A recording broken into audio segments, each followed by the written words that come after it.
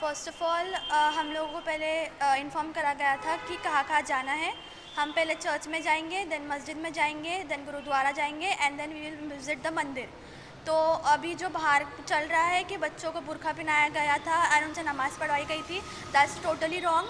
हम लोगों को बस एक दुपट्टा पहनने लगाया था बिकॉज़ हमें इंडियंस है और Indians we are a secular country, तो हमें एक दूसरे के रिलीजन को रिस्पेक्ट करना चाहिए। तो we were told to wear a dupatta. किसी से नमाज़ नहीं पढ़वाई गई और किसी को फोर्स नहीं करा गया था कि आपको ये करना है, आपको वो करना है।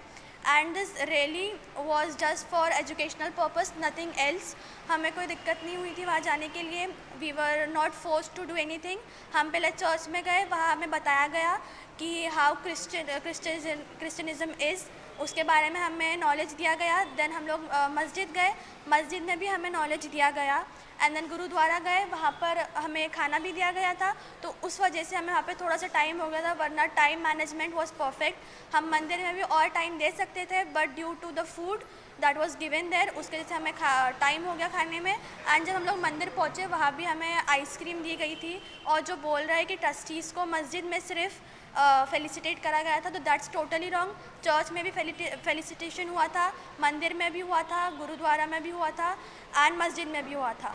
और हम लोग इतने वीक माइंड के नहीं है कि किसी के 10 मिनट की स्पीच पे अपना जो रिलीजन है उससे कन्वर्ट हो जाएंगे। Good morning, my name is जयती सोनवणे अँड फ्रॉम 9th आहे. आम्ही ज्या रॅलीमध्ये गेलेले होते तिच्यामध्ये पहिले तर आमच्याकडून कन्सर्न लेटर्स साईन केलेलं होतं आणि आमच्या पेरेंट्सला हे माहीत होतं की कुठे कुठे काय काय होणार आहे आणि कुठे जाणार आहे. हे ऑलरेडी आमच्या पेरेंट्सला माहीत होतं आणि जे जे आता अफवा ज्या बाहेर निघालेल्या आहेत त्या सर्व खोट्या आहेत. आम्हाला कोणीही फोर्स केलेलं नाही आहे की तुम्ही ह्या रिलिजियस रॅलीमध्ये पार्टिसिपेट व्हा. आणि आम्ही आता जे बोलतो आहेत ते आमचे टीचर्स पण आम्हाला प्रेशर नाही देत आहे की तुम्ही हे जाऊन बोला. आणि मी जेव्हा बघितलं तेव्हा एका सरांनी आता जी कॉन्फरन्स मीटिंग झाली होती त्यामध्ये एका सरांनी विचारलं होतं की तुम्ही हिंदू फेस्टिवल प्रॉपरली सेलिब्रेट नाही करत. मी सांगते आमच्या इथं रक्षाबंधन सेलिब्रेट झालेलं होतं आताच 2-3 एक महिन्यापूर्वी. तिच्यामध्ये सिस्टरांनी सर्व मेल टीचर्सला राखी बांधल्या होत्या. शिवजयंती सेलिब्रेट झाली होती, तिच्यामध्ये मी स्वतः जिजामाताचा रोल केलेला होता. दिवाळी सेलिब्रेट होते, तिच्यामध्ये सर्व प्रकारचे जे प्रेस सर्विस होते ते पण म्हणजे प्रॉपर होते. आमच्या स्कूलमध्ये सर्व जे फेस्टिवल्स असतात ते एकदम प्रॉपर सेलिब्रेट होतात आणि असे काहीही कंप्लेंट नसते की बुवा हे सेलिब्रेट नाही होते. सर्व सेलिब्रेट होता. ईद सेलिब्रेट होते, क्रिसमस सेलिब्रेट होतं. सर्व फेस्टिवल्स डिस्क्रिमिनेशन बिलकुल होत नाहीत आमच्या स्कूलमध्ये. आणि राहिला सवाल ते म्हणजे आम्हाला फोर्स नाही केलेलं, पण आम्ही आमच्या स्वइच्छेने गेलेलो होते. त्या आम्हाला आमचे जे टीचर्स होते त्यांनी एक दिवस अगोदर सांगून ठेवलेलं होतं की आपल्याला एक स्कार्फ कॅरी करायचं आहे आणि ते आपल्याला जायचं आहे या प्लेसेसवर व्हिजिट करायचं आहे. आता मला सांगा, आम्ही गुरुद्वारेमध्ये जाताना तो स्कार्फ घातलेला होता आणि मस्जिदमध्ये पण जाताना स्कार्फ घातलेला होता. तर गुरुद्वारेमध्ये जाताना तो स्कार्फ घातला तेव्हा काही इश्यू क्रिएट नाही झाला, पण मस्जिदमध्ये तर आम्ही तसंच घातलेला होता. मग मस्जिदमध्ये का तसं झालेलं याचा आम्हाला आन्सर पाहिजे. सर्वात पहिले तर मी माझा परिचय देतो. माझे नाव विनीत चौधरी. मी इयत्ता 9वी C मधला विद्यार्थी आहे आणि माझ्या स्कूलने किंवा न्यूज चॅनलने माझ्यावर ही प्रतिक्रिया देण्याबद्दल कोणताही प्रकारचा प्रेशर, कोणताही प्रकारचा दबाव हा टाकलेला नाही किंवा मला फोर्स केलेलं किंवा मला लिहून दिलेलं नाही आहे की मी इथे काय बोलावं. सर्वप्रथम तर ह्या संघटना सर्वांना एकत्रित बांधून ठेवण्यासाठी असतात, ना की सर्वांना डिवाईड करण्यासाठी असतात. आणि हे जे हिंदू मुस्लिम हा जो सेन्सिटिव्ह टॉपिक आपल्या भारत देशात आहे तो ब्रिटिशर्सने सुरू केलेला आहे. ज्या ब्रिटिशर्सला आपल्या वीर लोकांनी, भगतसिंग आणि भरपूर लोक ज्यांनी प्राणांची आहुती देऊन या देशातून हकलून लावलं, आपण आज पण त्यांच्या प्रतिज्ञा का पाळून ह्या सगळ्या जे टॉपिक्स आहेत त्याच्यावर बोलत आहोत किंवा आपली प्रतिक्रिया देऊन असे आक्रमक होत आहोत. हे अत्यंत चुकीचं आहे. मी पूर्णपणे माझं मत स्कूलच्या मॅनेजमेंटकडून ठेवतो.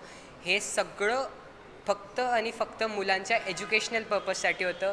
आणि तुम्हाला वाटतं का आजचा जो युवा आहे, जो आजचे 25-30 वर्षाचे मुलं आहेत, त्यांचे जे माइंडसेट आहे ते ठीक आहे, बरोबर आहेत, पण ते अत्यंत चुकीच्या दिशेने वळवण्याचा हा कोणताही प्रयत्न नव्हता की त्यांचा ब्रेन वॉश केला, काही केला, असं काहीही नव्हतं.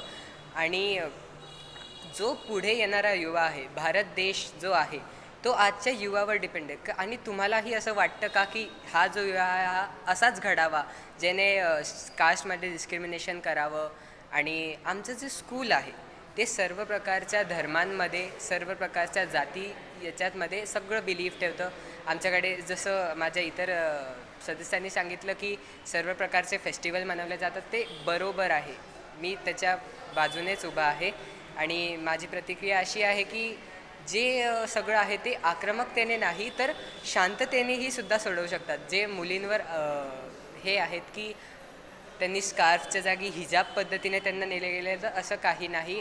आणि प्रत्येक रिलिजनचा काही रीतिरिवाज काही रूल्स असतात आणि ते आपल्याला फॉलो करायला हवेत आणि ते केलेच पाहिजे. असं नाही की आम्ही जर तिथे हे नाही केलं तर असं मग मंदिरात टाईम का नाही. तर टाईम मॅनेजमेंट सगळं बरोबर होतं.